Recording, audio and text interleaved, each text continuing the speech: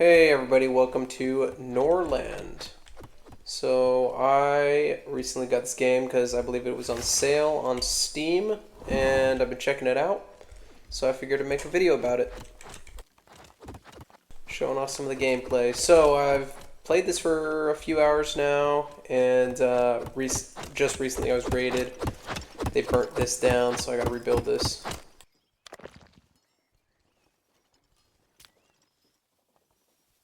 So, some of the things that I noticed so far in playing the game is it's kind of like a discount RimWorld and set in medieval times. They do a lot to make this a different game than RimWorld, though, so they definitely did not just copy the idea.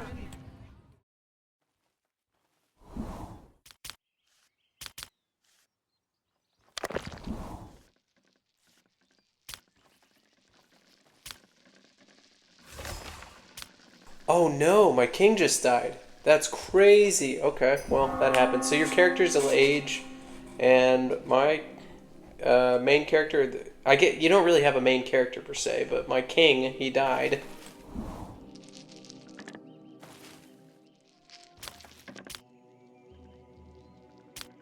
So that was unfortunate.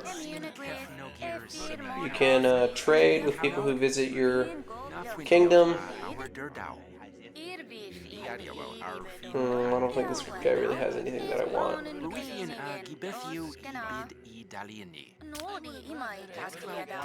You can buy these books, so I'll show you in a second how the research works.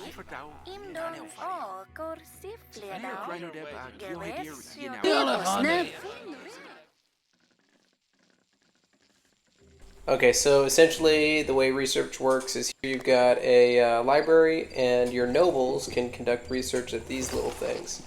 You have to purchase books for them to read said books, and that allows you to unlock things. Then the nobles can forget these technologies over time because they become old, and they can also, like what happened to my king just now, is he died, and therefore I lost all the technology that he had discovered.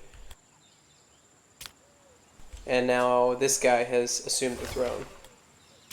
You can click on Dynasty and you can see how that all works out. So yeah, this is a pretty significant part of the game, managing the dynasty. So, yeah.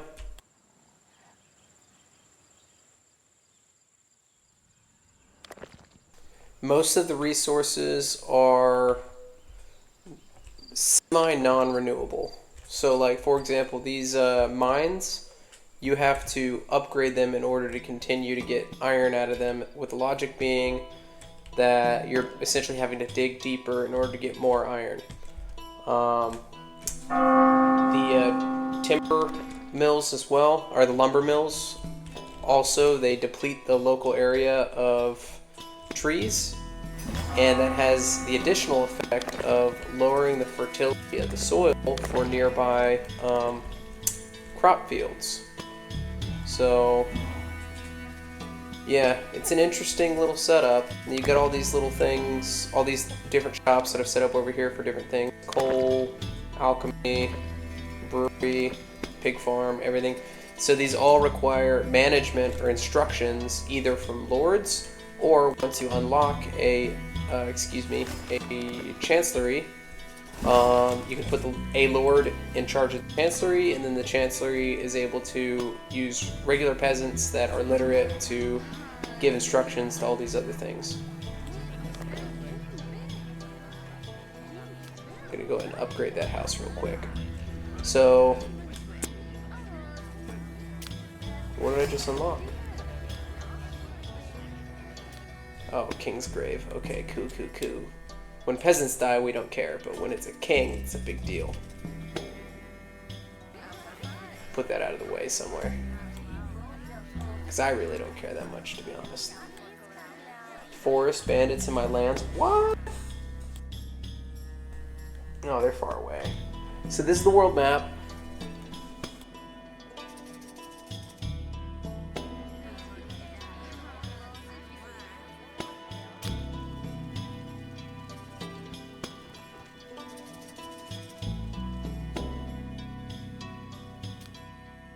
So this is that knowledge stuff that I was talking about. I'm gonna try not to pull a ton of these up because, excuse me, when you open a lot of these menus and such, it pauses the game, which is super annoying because similar to RimWorld, this is one of those games that you issue orders and you gotta wait and watch as the guys follow said orders, and it's kind of like, okay, like I can't be constantly pausing, otherwise I'm just never gonna get anything done. So one of the cool things about these houses, one of my major annoyances with RimWorld is that you kind of have to design an individual house for every single colonist. You technically don't. You can build barracks in RimWorld, but if you want to min-max and make all your colonists maximally happy, you'll do that. In this game, it's kind of cool because you can build these little houses, and they start out only holding 2 residents, but you can upgrade them to hold 4, upgrade them again to hold 6, and every upgrade after that just increases their happiness. So that's a really cool little setup for how that works. And that allows you to actually build sizable cities and such. You're also not designing individual buildings. You'll place the buildings down, and then people interact with those buildings. So that's pretty cool. And I think another thing that allows is that allows there to be more NPC characters running around in the game.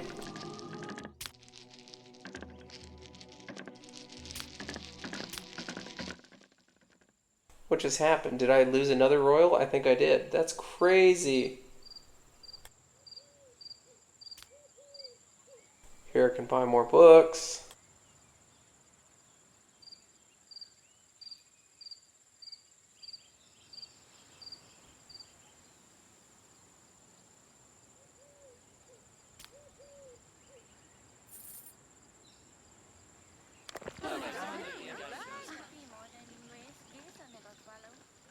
All right.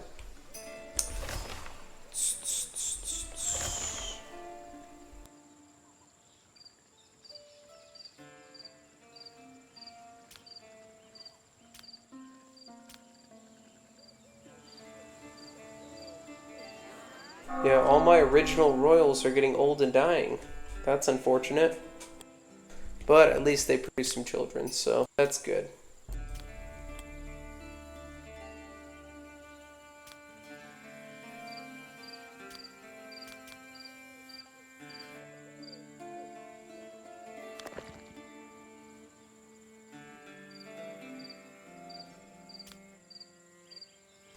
So I've already got an army. It's kind of hard to keep people happy in this game, I'm not going to lie.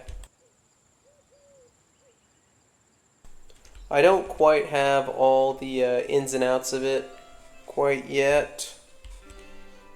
For example, a lot of my people are starving, but I somehow have a surplus of food, so I'm not sure how that works. Built a market, and I guess I'm selling rutabagas because I don't really want to sell the meat. I want the meat to be eaten by the royals.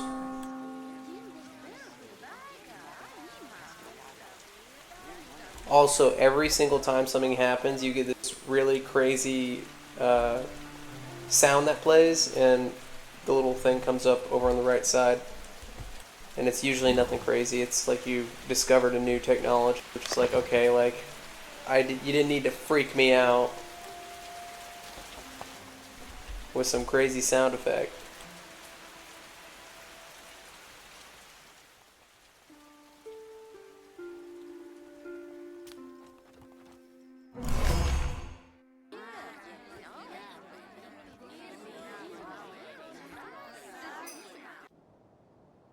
Hostage has died from torture before seeking your help.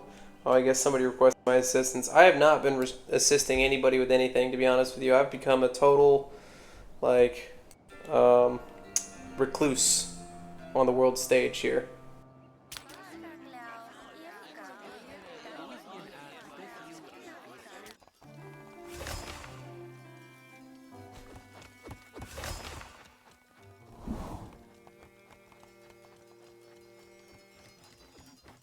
ceremony of coronation, because, yep, this guy assumed the throne now.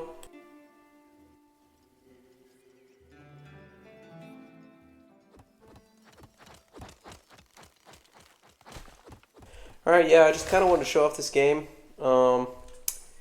I will probably be continuing to play it a bit over the coming days or weeks, depending on my schedule. So if I do anything interesting, I'll definitely record it and upload it and let y'all see. If you want to see more of this game, go ahead and let me know in the comments. Otherwise, I'm just gonna do highlights and such. Because it's kind of like RimWorld. It's one of those things you don't want to sit here and just record your gameplay for several hours, because that gets kind of boring. You just want to get the highlights for games like this, because it's almost a time-lapse kind of game. Alright, well, I'll see you.